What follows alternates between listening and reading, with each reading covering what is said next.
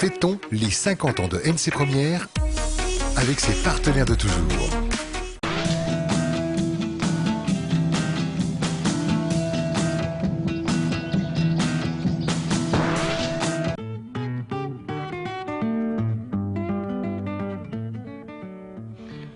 Il était bien fatigué, le pont de la Waialou, fatigué du temps qui passe, fatigué de regarder sous ses pieds l'eau qui passe, et puis fatigué de la pluie et du mauvais temps. Il n'y a pas que le pont Mirabeau qui puisse raconter des histoires. À la sortie de Waialou, le vieux pont en a connu beaucoup. Une belle histoire qui a commencé en 1950. À l'époque, rappelez-vous, il n'y avait qu'un bac. On a fait un pont, avec une partie de souvenirs calédoniens, puisqu'on a utilisé une passerelle du petit train qui allait de Nouméa à Païta. 1977, les travaux publics décident de sauver le pont. Une entreprise va remplacer le tablier métallique défectueux par un tablier en béton précontraint. Ce qui est ancien, souvent plus solide. Si un appui supplémentaire a été nécessaire, on a réutilisé l'appui original. Et puis, sur le nouveau pont, il y aura 2 voies. Les automobilistes pourront plus facilement se croiser. Et pourquoi pas se saluer.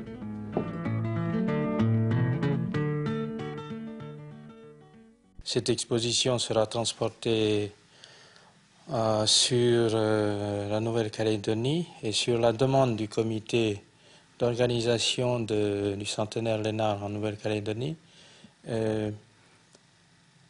Cette exposition sera d'abord à la mairie de Waialou et ensuite au mois d'août avant de revenir sur Nouméa. Alors au départ, c'est une petite rivière que vous allez capter.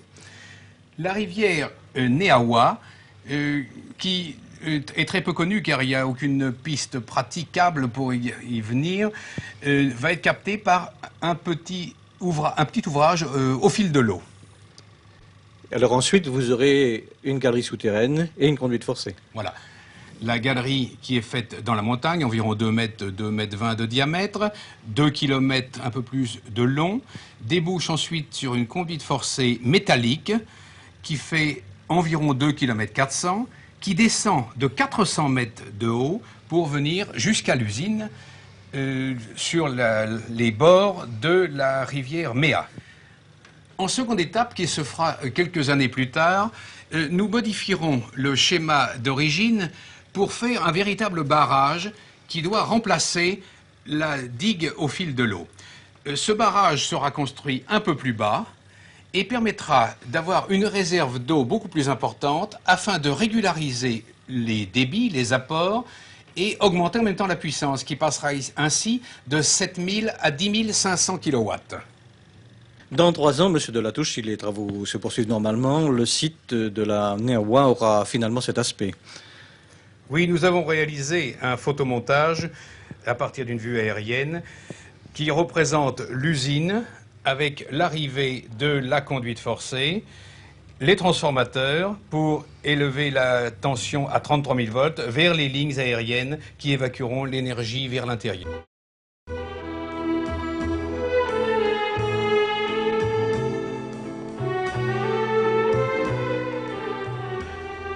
Waialou, première commune que l'on rencontre sur la côte est en venant de Bourail. Avec une population de 4 500 habitants environ, l'agglomération de cette commune d'une superficie de 986 km² est construite en bordure de la rivière. Le village de Waialou est étalé sur la colline et descend jusqu'à la vallée où coule la rivière qui lui a donné son nom. Officiellement fondé en 1879, le village a eu dès 1855 une grande influence régionale avec l'installation des premiers marins anglais.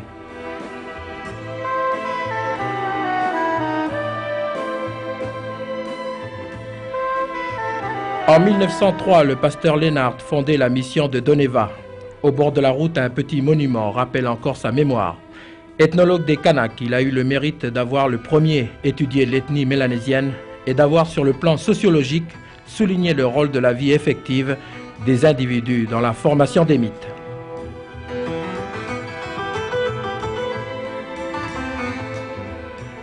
À Doneva, tout comme à Nidivin, les 2 missions protestantes de la commune, près de 800 élèves au total, suivent quotidiennement les cours de la maternelle en classe de 3e. À mi-parcours, on trouve la mission catholique de Nindia, très visible de la route grâce à son église moderne et à son école transférée de Waialou en 1899. Aujourd'hui, ce seul centre catholique accueille près de 150 élèves.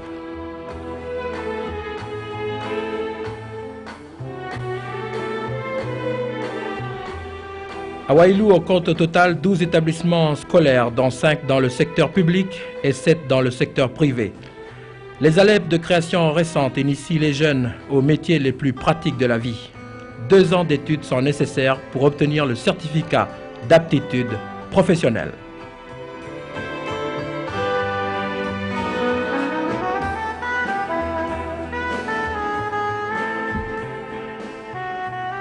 L'économie de Wailou est fondée sur l'agriculture et surtout sur la mine, située au village de Poro, qui est le plus grand centre calédonien d'extraction du nickel.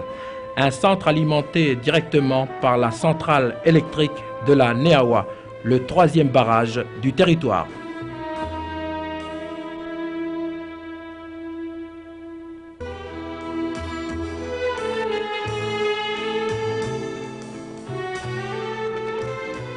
Côté touristique, on peut trouver dans les environs de Wailou de nombreux lieux de promenade et on peut aussi goûter au plaisir de la mer et de la rivière. Les tribus, il y en a 35 à Wailou. La densité, 3,9 habitants au kilomètre carré. Les Mélanésiens qui cultivent la terre adhèrent au groupement agricole des producteurs de la côte Est.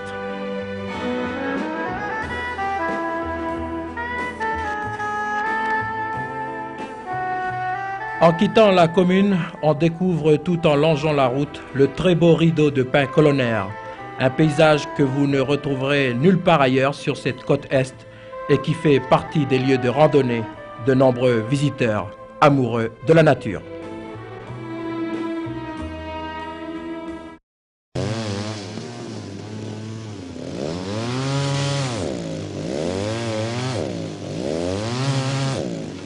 Il est heureux qu'aucun coup de vent n'ait sévi dans la région de Wailou, sinon bien des pins colonnaires de la fameuse allée se seraient retrouvés sur la route, tant leur vétusté est flagrante. Aussi, Éole ayant refusé son concours, on a donné de la tronçonneuse pour abattre ces vestiges dangereux. Cette allée fut plantée en 1904 par un géomètre amoureux de la nature. Monsieur Martin ne savait pas alors qu'il érigeait un monument historique. Et un site classé ne se détruit pas aussi facilement que le bon sens l'exigerait. Pour des questions de nécessité, de sécurité routière en particulier, on a été obligé d'en arriver là.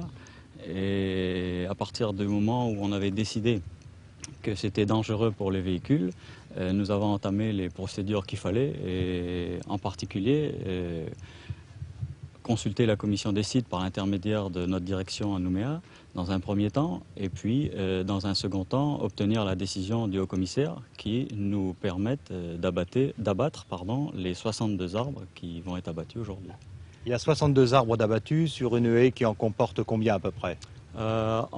Environ 260 à peu près. En fait, ces arbres condamnés auraient dû être abattus il y a déjà 5 ou 6 ans, mais des écologistes avaient prétendu que l'on pouvait les sauver. Les eaux et forêts tentèrent l'impossible en vain.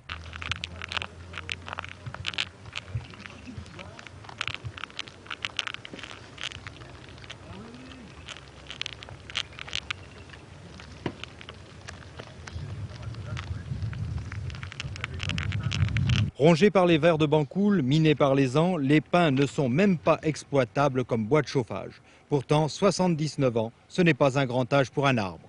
Je crois qu'il y a différentes raisons. Il y a certainement leur âge. Il y a le fait que, ils ont subi certaines dégradations, une barrière par exemple qui a été fixée sur leur tronc.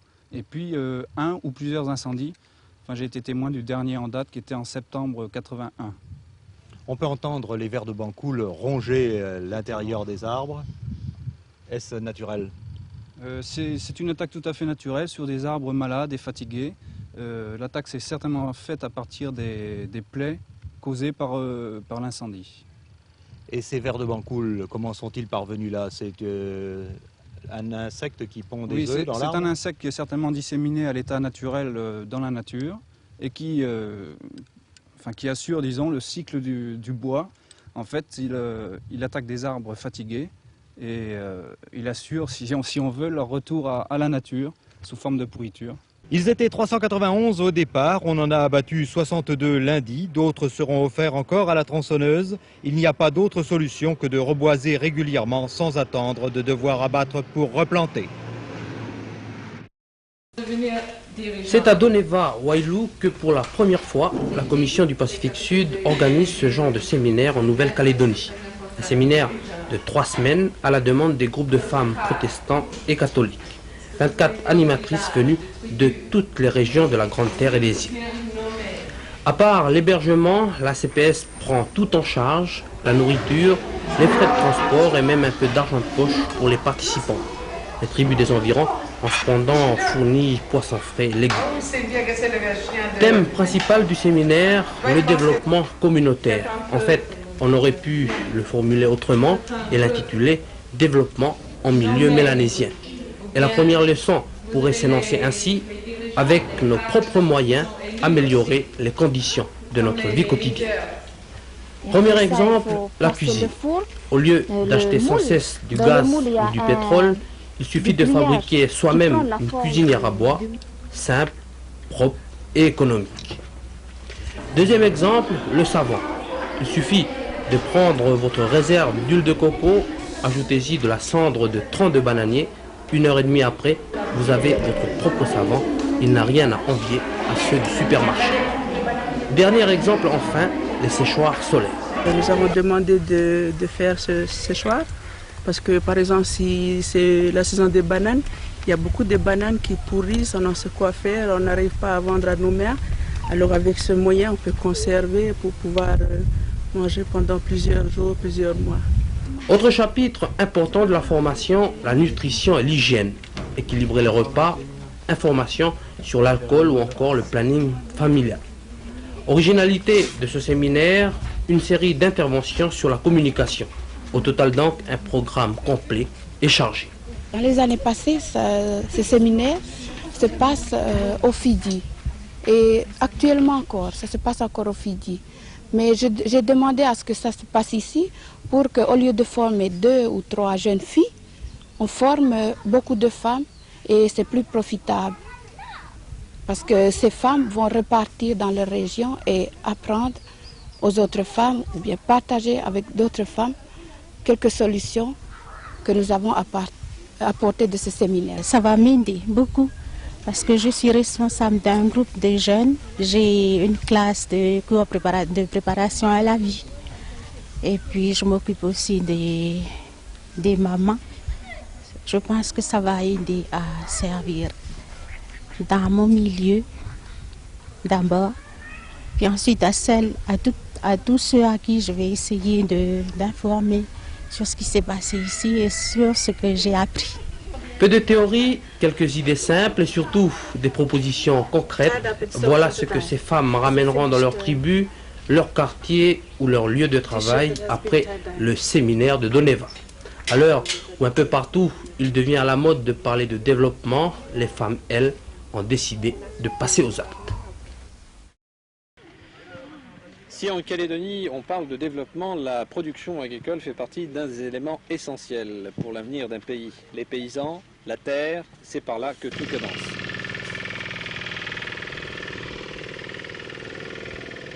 Wailou ce matin, 7h15, les premiers engins destinés aux petits travaux agricoles se sont mis en route.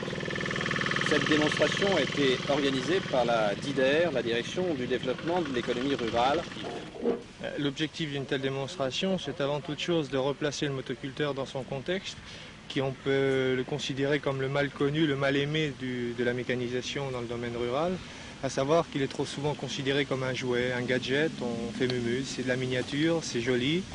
Et à la limite, c'est abordable au niveau de la manipulation par des adolescents d'un très jeune âge. Pour les gens de la région, la découverte de ce matériel ne doit pas faire oublier son utilité. Les Mélanésiens de la région le savent bien. Actuellement dans la région, et je crois que dans beaucoup de régions de l'intérieur, il y a des groupements qui se montent et à l'heure actuelle, ils ont des petits matériels, mais ce que je viens de vous dire, que c'est bénéfique pour eux de venir dans des démonstrations comme ça. Beaucoup ne savent pas tellement s'en servir. Maintenant, dans la journée, ils en ont vu et je crois que c'est bénéfique pour eux dans la mesure où ils veulent travailler. Voilà, ici, tu vas démarrer. Okay. Alors, tu vas le reprendre. Tous les élèves de Neva qui étaient présents à cette démonstration se sont intéressés au matériel. Ils ont pu poser des questions, ils ont pu s'en servir. Pour certains d'entre eux, ils quitteront de Neva avec un CAP agricole. Bernard, quel âge as-tu? J'ai 17 ans et demi. Et tu es à l'école de Neva? Ouais, encore pas deuxième année. Donc dans un an, tu auras normalement ton CAP? Ouais. Et qu'est-ce que tu comptes faire? Poursuivre tes études ou bien avoir une exploitation agricole? Peut-être poursuivre mes études. Et si tu as une exploitation agricole, tu comptes t'installer dans la région? Ouais. Pour cultiver, qu'est-ce que tu voudrais cultiver? Cultiver des ignames, des pommes de terre. Tu penses que ce territoire, principalement dans la région de Wailou, on a besoin de gens comme toi qui se lancent dans l'agriculture? Pour développer un peu l'agriculture. Tu penses que c'est pas assez développé? Ouais, je pense que l'agriculture n'est pas assez développée en Calédonie. Quels sont les genres de produits qui manquent ici? Les produits moins chers. Il y a les produits de bonne qualité qu'on produit ici, mais pas.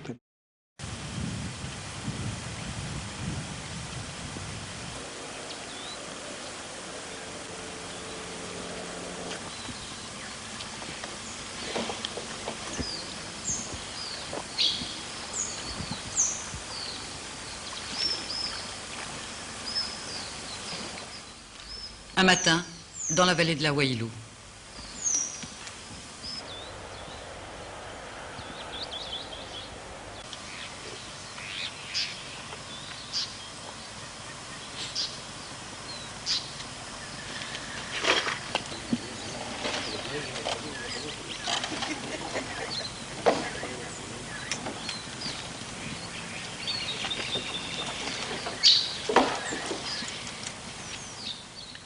Les habitants de la tribu de Nessakuya vont récolter le café dans leur plantation, située sur la rive gauche de la rivière.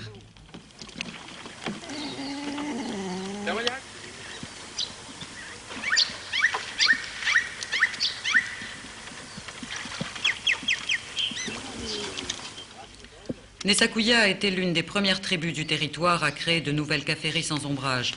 Elle en possède 3 hectares plantés en 79 et 80 dès le lancement de l'opération Café.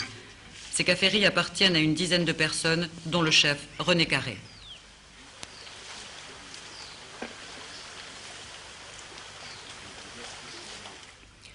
La confiance des planteurs de Nessakuya dans l'opération Café, leur capacité à s'adapter à une nouvelle technique de culture qui implique des soins permanents, 3 années de travail sans revenu, le temps que les caféeries entrent en production, tout cela aujourd'hui est récompensé. Les nouvelles caféeries ont donné leur première récolte l'an dernier, rendement 5 tonnes de café marchand à l'hectare. Pour exceptionnel qu'il soit, un tel chiffre prouve que des rendements de 1,5 tonne à 2 tonnes par hectare sont tout à fait possibles sur les nouvelles plantations, comme l'avaient promis les techniciens de l'opération Café. Dans une ancienne caféerie, par contre, le rendement n'est que de 350 kg à l'hectare. Cette année où la récolte s'annonce excellente sur toute la côte Est, on attend à nouveau à Nessakuya un rendement de 5 tonnes à l'hectare. On est vraiment satisfait pour la récolte qu'on avait eue l'année dernière. On avait ramassé beaucoup de tout. Et je pense que cette année, on dépassera ceux de l'année dernière.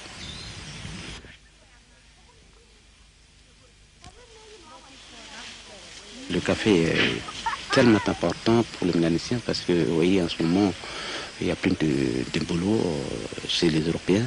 Et la seule ressource pour les Mélaniciens, c'est le café.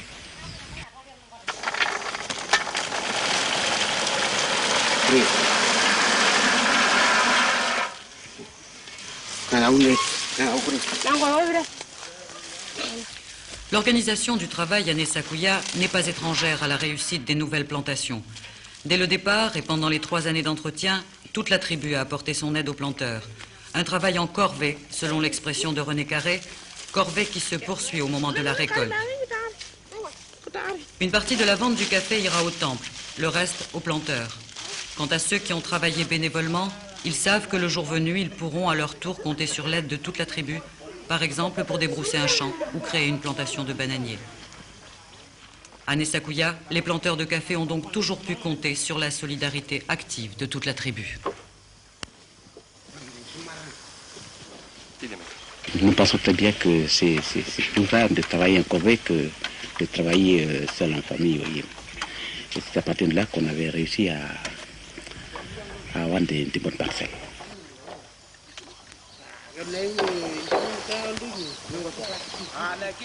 Et Nessakuya ne veut pas s'en tenir là.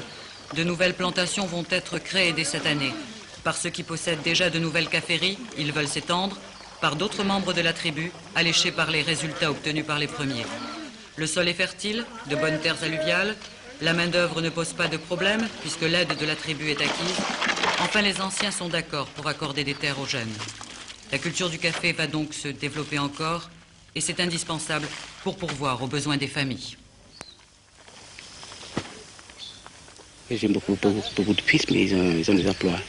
Et il y a juste moi et puis ma femme, et puis ma dernière, ma fille, qui est encore à l'école. Autrement, s'il y a toute une famille à nourrir, c'est... Ah, c'est pas assez, madame. S'il y a toute une famille à nourrir, c'est pas assez. C'est pour ça que je vous dis qu'il faut essayer de doubler, si vous voulez, des parcelles pour chaque famille. Parce que dans les années 79-80, d'autres planteurs comme lui ont cru au café, 1985 sera une année charnière.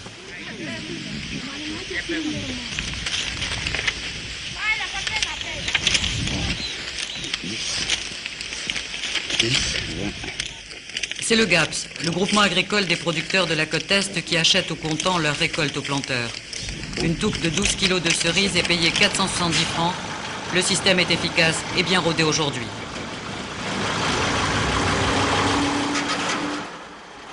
Durant les quelques 4 mois et demi que dure la récolte, les camions du groupement sillonnent toute la côte Est, remontant jusqu'au fin fond des vallées.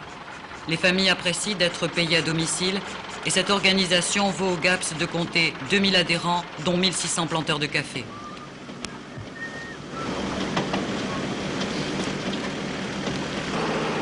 La réussite du GAPS est une réussite rare dans l'histoire si chaotique des groupements du territoire.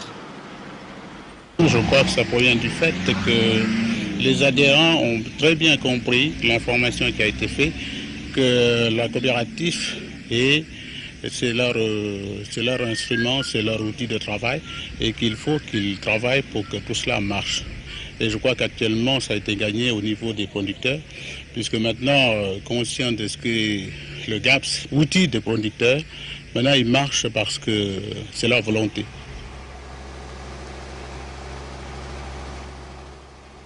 Dans les années 70, le territoire a fait construire 3 usines pour traiter le café par voie humide. À Canala, à Thiem, près de Touro, et ici, à Ponériouin. Pour la première fois cette année, les usines de Thiem et de Ponériouin tournent à plein régime, 24 heures sur 24, tant la récolte est abondante. Sitôt ramassées, les cerises doivent en effet être traitées le plus rapidement possible. Plusieurs améliorations ont été apportées depuis 2 ans à l'usine de Ponériouin pour produire un café de la meilleure qualité possible. Ainsi, mise en place d'un dépulpeur à disque et d'un démucilagineur. Les grains de café sont ensuite égouttés dans des bacs, puis ils passent dans un séchoir.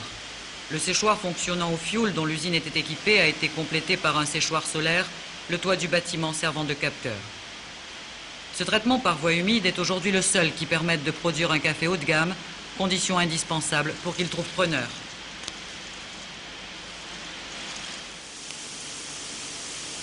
Après le décortiquage, les grains sont triés en fonction de leur densité dans cette machine nommée catadore. Les brisures, les grains scolités, les brindilles sont écartés. Jusqu'à la mise en place du catadore, le triage était fait à la main et son coût grevait le prix de revient. Jusqu'en 81, le territoire a exporté du café vert.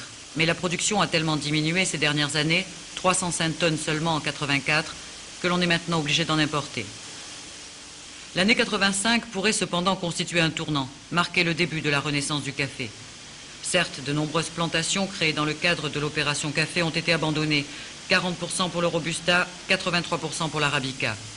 Mais aujourd'hui, au vu des résultats obtenus par les planteurs qui ont cru jusqu'au bout en cette opération, les demandes de plantation affluent.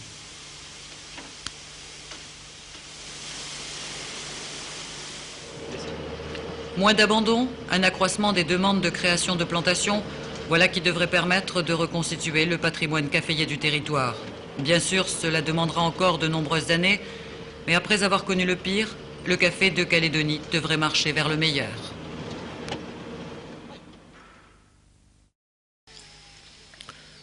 Voici la nouvelle croix source de grâce, symbole de l'arrivée de l'évangile dans cette région de Wailou et de Ponériouin.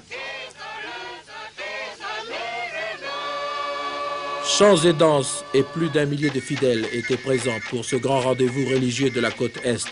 Des fidèles représentant une dizaine de paroisses, tous ont fait le déplacement à Méomo, près de Wailou, pour la bénédiction du nouveau monument. C'est le 3 décembre 1896 que sont arrivés ici les premiers missionnaires. C'est ensuite la longue procession vers la grotte. Toutes les associations chrétiennes, les autorités et le clergé local ont tenu à manifester leur foi en louant le Seigneur de ses bienfaits. Au pied de la grotte, on dévoile une nouvelle stèle où l'on a installé la Sainte Vierge. C'est ici qu'a été construite la première église de la région de Wailou. Un site historique, cette première église avait été détruite en 1932 par un violent cyclone.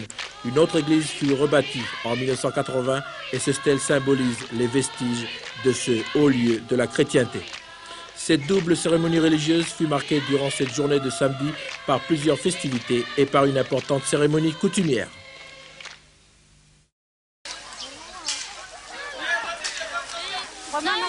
Un marché de légumes et de fruits avec une vente d'objets d'art, comme on aimerait en voir souvent en brousse. Voilà ce que proposait hier le comité du marché de Ba à Wailou. Une manifestation organisée avec le conseil des anciens. Beaucoup de poissons, des légumes, mais aussi des tarots, des produits qui font la richesse vivrière de cette belle région de la côte Est. Les objets confectionnés main, paniers tressés, nattes et bien sûr des carapaces de tortues faisaient bon ménage. Les acheteurs sont venus de partout, de Ponéréouin, de Pointe-d'Imier et même de Bouraille. Et la restauration n'est pas pour autant négligée. Brochettes de première qualité pour les plus affamés, un marché qui est appelé à s'agrandir devant l'affluence des visiteurs.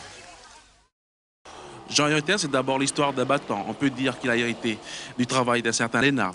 Né à Ba, dans la commune de Wailou, le 22 juillet 1940, il est issu d'une famille de 14 enfants.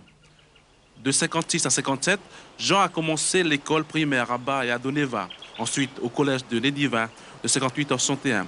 Élève studieux, il prend la décision de partir à Paris, continuer ses études à l'école normale de 16e. Il rentre en 64 et devient enseignant à l'école primaire de Nédivin, un poste qu'il occupe jusqu'en 80. En 82, il suit une formation à l'Institut culturel mélanésien à Nouville. À la sortie, Jean Yotin a déjà un objectif, continuer la recherche de la langue adjeu. Un travail colossal, il y consacre le 3/4 de son temps. Jean est entouré des vieux des tribus de Wailou, des phares d'expédition. Un dictionnaire va voir le jour dans un an. Et un document de base de travail pour chaque enseignant est en cours d'élaboration.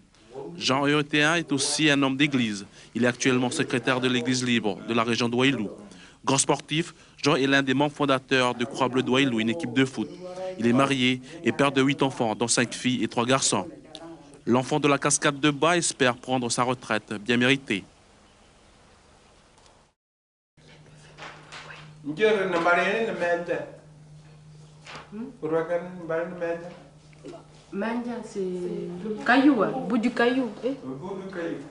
Din désigne un rocher et Peya un caillou. Pour maîtriser toute la subtilité d'une langue, il faut déjà en posséder les bases. Assia, diplômée de l'Institut des langues orientales à Paris, s'applique à enseigner les fondements de la langue adjeu à une jeunesse enracinée dans son terroir, mais dont le parler tend de plus en plus vers une sorte de créole sans saveur. Au collège de Nédivin, établissement pilote, le adjeu est enseigné depuis une dizaine d'années. Le adjeu, c'est aujourd'hui une langue vivante, tout comme l'espagnol. Les textes, ouvrages et programmes ont été élaborés au bureau pédagogique de la FELP sous l'autorité de Maurice Ponga, conseiller pédagogique qui siège aujourd'hui au Congrès du territoire. 2 enseignants, Assia et Georges, transmettent l'écriture d'une langue de tradition orale. C'est le fruit d'un travail de 3 générations d'hommes.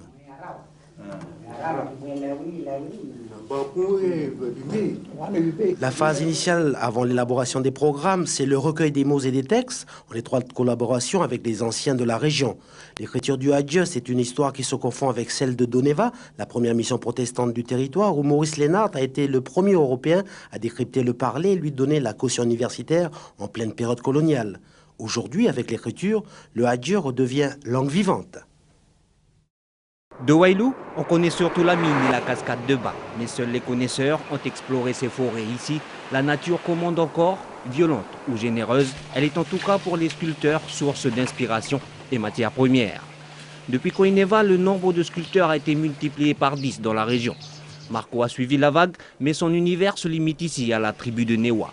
pour les promotions et les démarches administratives, l'association d'artistes locales Koiba est la bienvenue. C'est un blocage pour eux parce qu'eux, ils s'expriment à travers leur sculpture seulement. Le papier, eux, c'est pas leur domaine, quoi. Hein. Si on veut les voir, par exemple, comme Marco, on vient les voir chez eux ou tous les rencontres un peu sur la route, quoi. Hein. C'est toujours les mecs qui sont connus qui exposent à nous-mêmes quand je vois les choses, quoi. Hein. Et pourtant, ici, dans notre tribu, il y a pas mal de jeunes qui ont des capacités dans leurs mains, quoi. Hein. Une sculpture pour une quinzaine d'artistes arrivera au centre. L'association a encore du mal à mobiliser. Depuis une semaine, les émissaires du Centre Chibao parcourent le territoire pour récupérer les 45 œuvres sélectionnées sur les 300 proposées au départ. Premier constat, 10 ans après, Koineva compte encore plus de sculpteurs que de peintres. La peinture, c'est nouveau. Et la sculpture, ça fait partie de la tradition du Kanak, quoi. Au niveau bois, rapport avec la nature, il est lié, quoi. Il est lié par ça, quoi. Parmi ceux qui ont choisi de s'exprimer sur le support bois, Clément Yorisuke. Après 12 ans de travail, de promotion, de stages et d'exposition, il a su se faire connaître. Mais même aujourd'hui, la passion devenue métier ne parvient pas à nourrir la famille. Durant les nombreuses périodes creuses, il abandonne maillets et ciseaux pour grimper sur les chantiers. Il est menuisier de métier. C'est dur de travailler, quoi. Faut du temps pour être comme aujourd'hui. Il y a des mois que je vois rien. Il y a des mois que j'arrive à vendre de 50, 80 000. Mais sinon, il y a des mois que rien du tout. La première édition de Koineva était un simple recueil, un répertoire. Elle a surtout permis aux artistes de se faire connaître, mais elle a beaucoup créé aussi de vocations. 10 ans après, Koineva, l'esprit du pays en langue radio, est beaucoup plus sélective. Mais on y regrettera la touche recherchée de Digbon, parti exercer son talent sur le vieux continent. De l'extérieur, la tribu reste un ghetto, sans doute le dernier endroit à visiter en Calédonie. Après Kanala et Poya, Wailou se livre elle aussi aux visiteurs. Avec les gens de l'extérieur, c'est une découverte de ce que Wailou propose en activité. Mais c'est également aussi permis pour les gens de la commune aussi de découvrir aussi ces endroits-là, les activités qui peuvent être proposées par rapport à ces endroits-là. Parce que bien qu'on soit de la région, on n'a pas forcément connaissance de tout ce qui se passe chez nous. Appelé Atelier Vivant, une série d'activités quotidiennes est proposée au regard, comme la préparation du bougna, une escapade pour l'essence.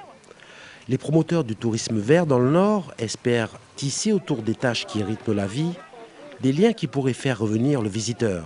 Les activités qui seront proposées par les tribus, par les associations, ce sont aussi des activités où les jeunes prendront une part importante dans le guide, dans l'exécution de l'activité, dans l'animation de l'activité.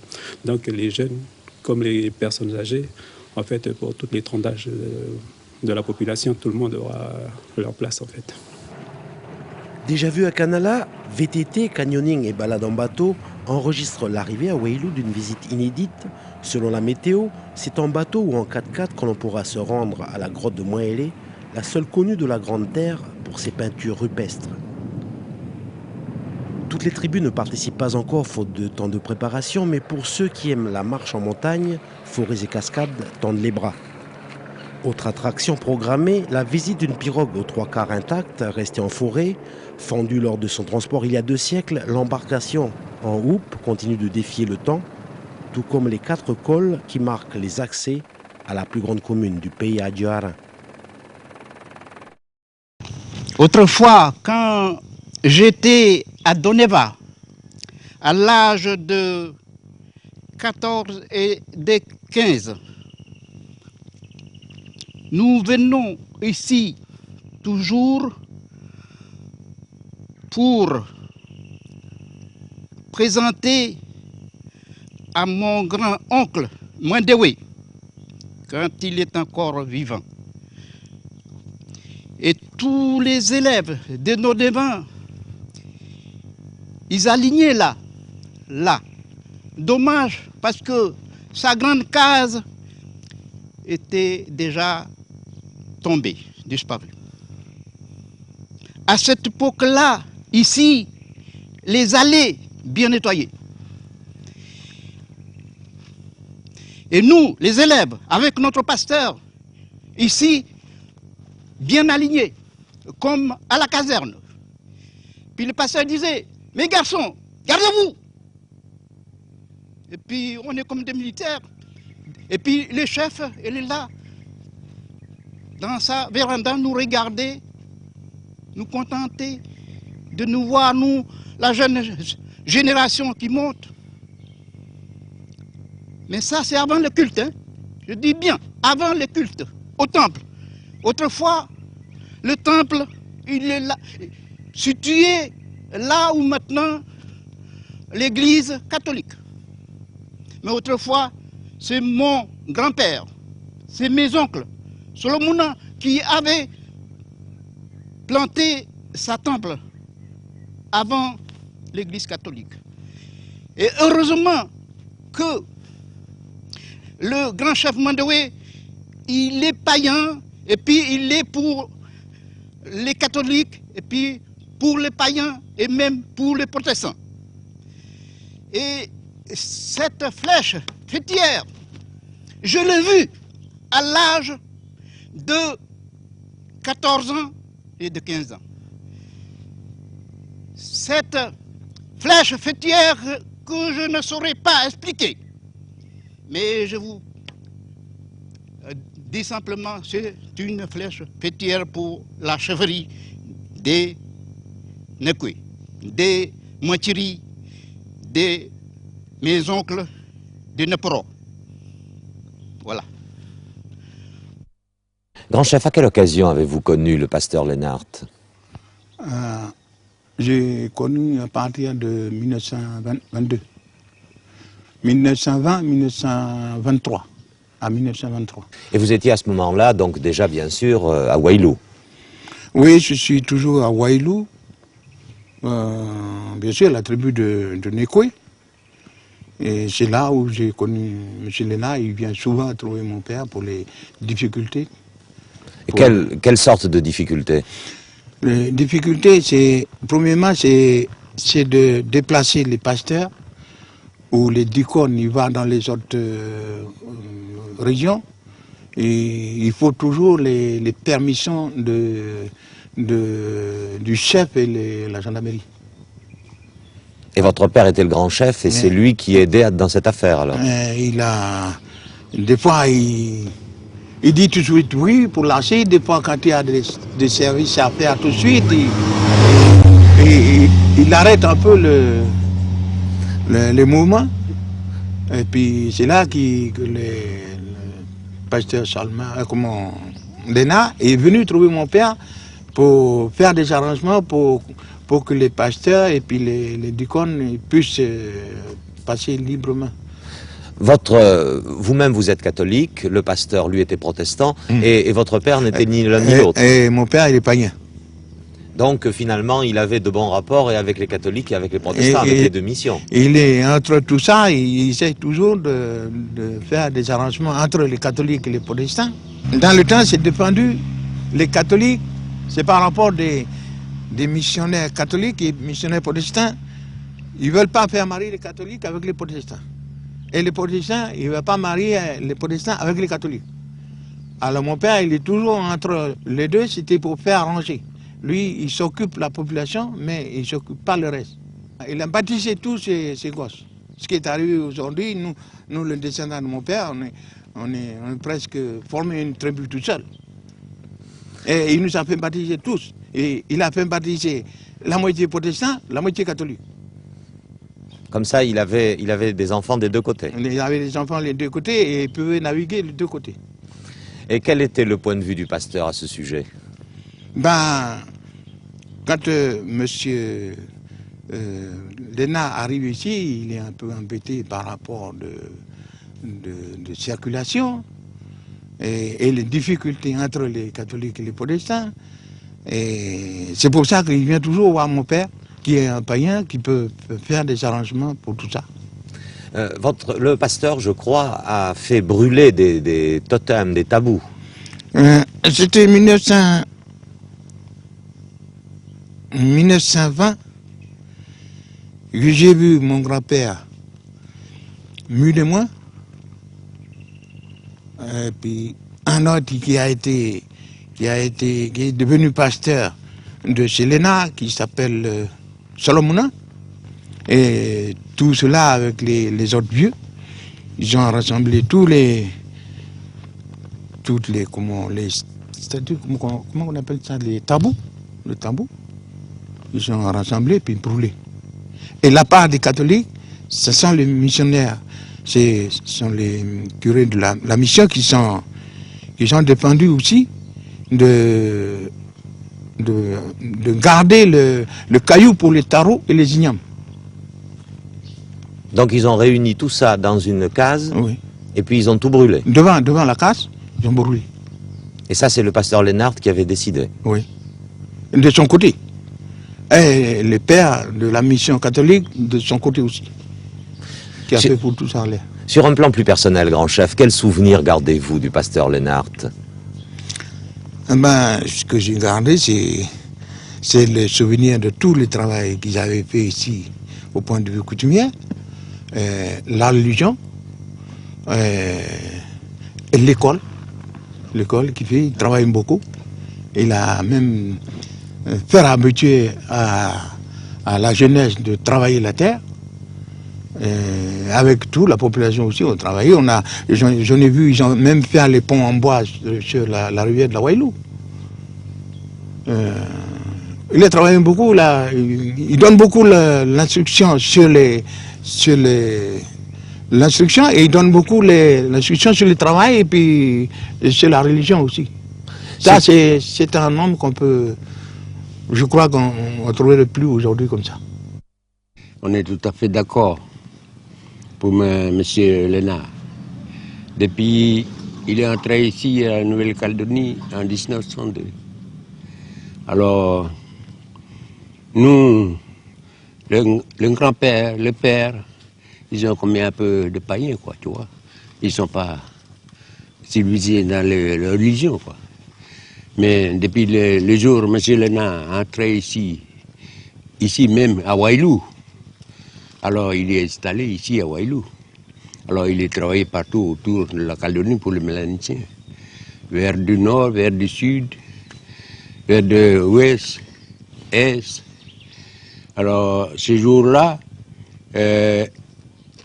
on pense, on croit, on est sûr qu'il a travaillé beaucoup pour nous, pour les Mélanesiens. Oui, parce que ces jours-là, c'est pas comme aujourd'hui, il y a la voiture qui passe sur la route. Mais dans le temps, c'est la route, c'est le piéton. La route, c'est pour la voiture à bœuf, pour les chevaux, mais pas la route comme ça aujourd'hui. Alors M. Maurice Lénard, il passe là avec les chevaux. Dans le sentier, il est traversé dans la montagne. C'est pour aller de l'autre côté, vers dans le nord Koumak. Mais par ici, à partir de Neketi, jusqu'à des Sil, Yandé et Poum, il avait un saloupe exprès. Il est commandé en Australie. S'appelle cette saloupe, c'est Pionnier. Il part sur le Ponariouan avec la saloupe. Par Pédimé avec la saloupe. Partout, par Yangen, par le dessus de Yandé. Est-ce qu'il parlait la langue? Oui, en de ça, il parlait. Et il parlait bien? Oh, plus que nous. Plus que nous. Et il avait appris avec qui? Mais dans le Bib. Et il est allé ici à Wailou, c'est la gare de Wailou. C'était un homme bon? Oh, c'est qualité, hein. C'est qualité. Et vous en gardez un bon souvenir? Un bon souvenir, on va toujours compter que c'est M. Lénard qui évolue la Nouvelle-Calédonie pour les Mélanesiens. C'est pas un d'autre. Ini raungre ni ndari nge torung linarai ke wakai linar na ke torung ki toayu. Raung toaire ni ndari ni pa. Raung wakai urong ndari ni pa. Et comment ça va, oui, M. Lénard, pendant qu'ils ont fait le pasteur avec son mari.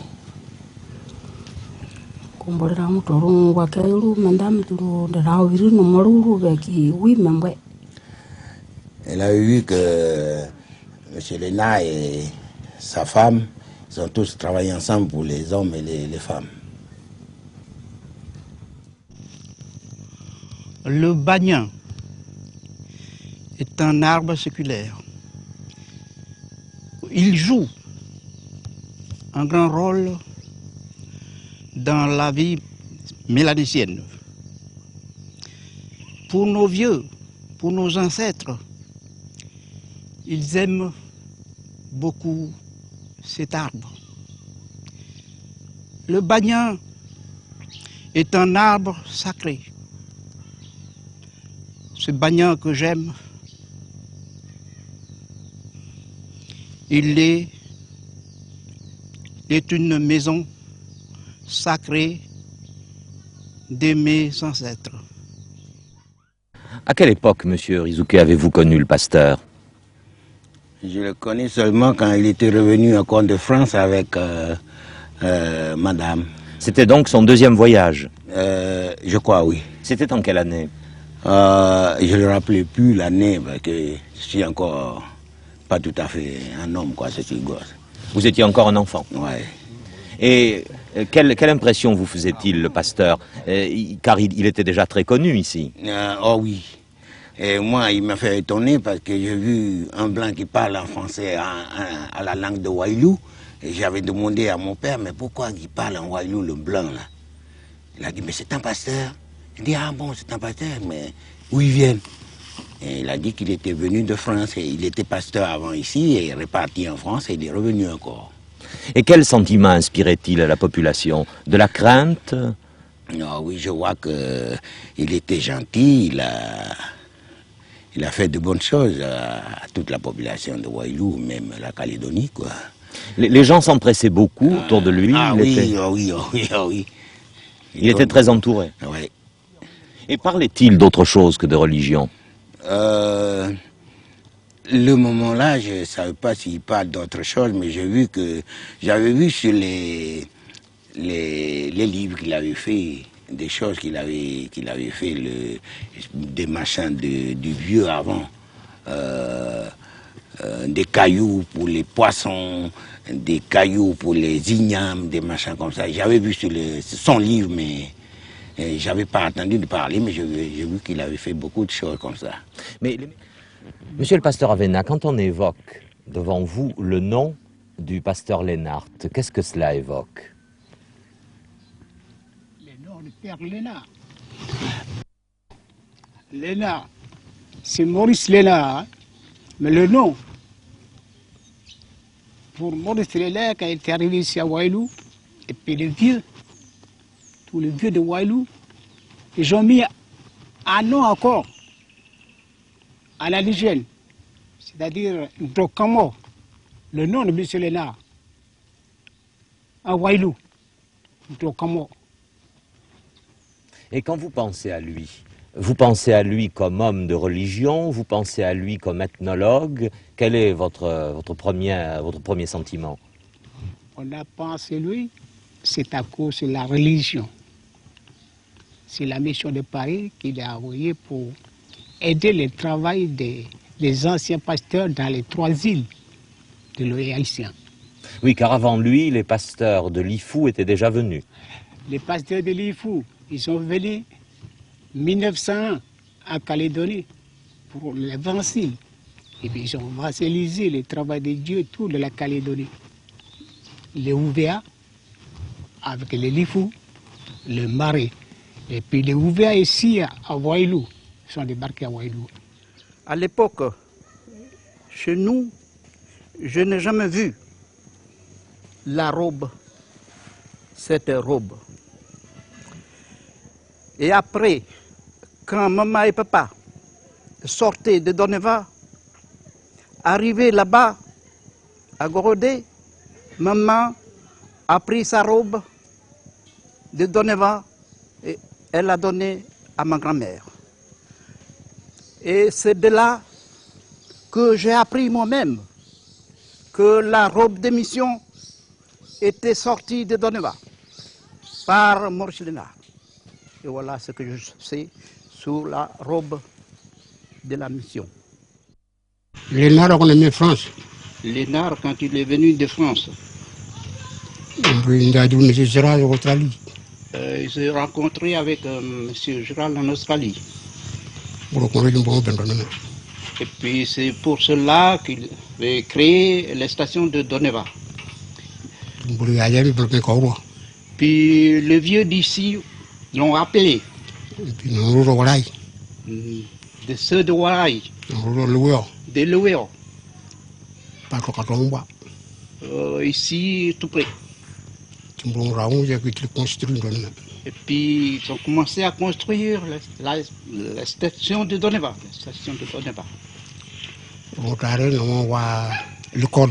Puis après, ils commençaient à faire l'école. L'école pastorale, et puis l'école pastorale aussi.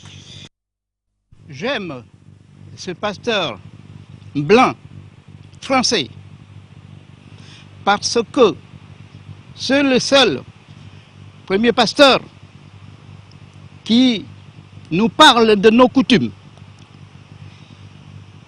Il a parlé, il nous a dit de refaire encore nos champs d'igname, nos champs de taro, même planter les arbres, les cocotiers, les sapins. Et il nous a appris à nous les jeunes comment, par ces livres, comment nos vieux d'autrefois, ils avaient irrigué leurs champs de taro sur le flanc des montagnes, par exemple, là-bas. Et ça montre que nos vieux avaient bien travaillé là. Et c'est ça que Maurice Lénard, dans ses livres, il a essayé de reparler encore pour réapprendre à nous les jeunes nos coutumes, nos cultures de nos ancêtres.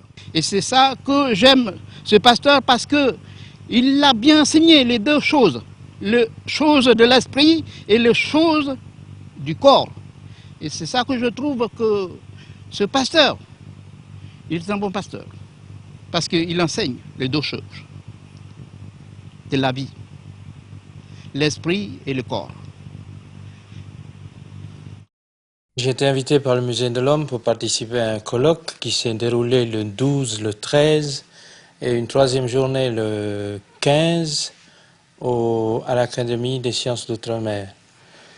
Il y avait déjà une exposition qui a été mise en place depuis le mois de janvier et qui se termine ces jours-ci. Le plus gros morceau du débat a tourné autour de Maurice Lénard découvrant le monde mélanésien. Alors c'est un monde un peu particulier. Est-ce qu'il y a eu un véritable intérêt pour le grand public en métropole? Pas pour le grand public, parce que je dirais, enfin moi j'ai eu l'impression que les organisateurs n'y croyaient pas tellement. Et finalement, beaucoup de gens, enfin pour le peu de publicité donnée au colloque, beaucoup de gens sont venus.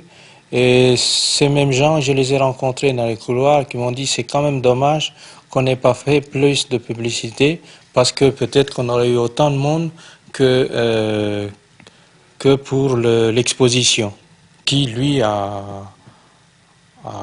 rencontré un réel succès.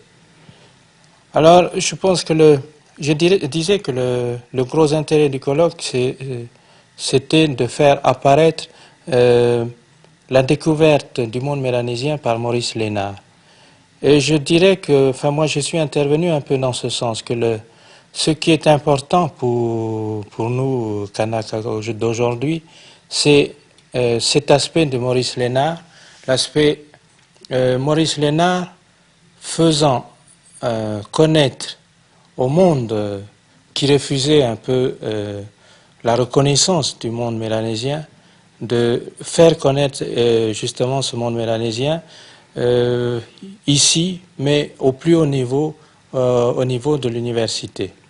Et ça, c'est très important, je pense que c'est très important, surtout aujourd'hui où la question d'identité se pose à tous les peuples, mais particulièrement ici, pour le monde mélanésien.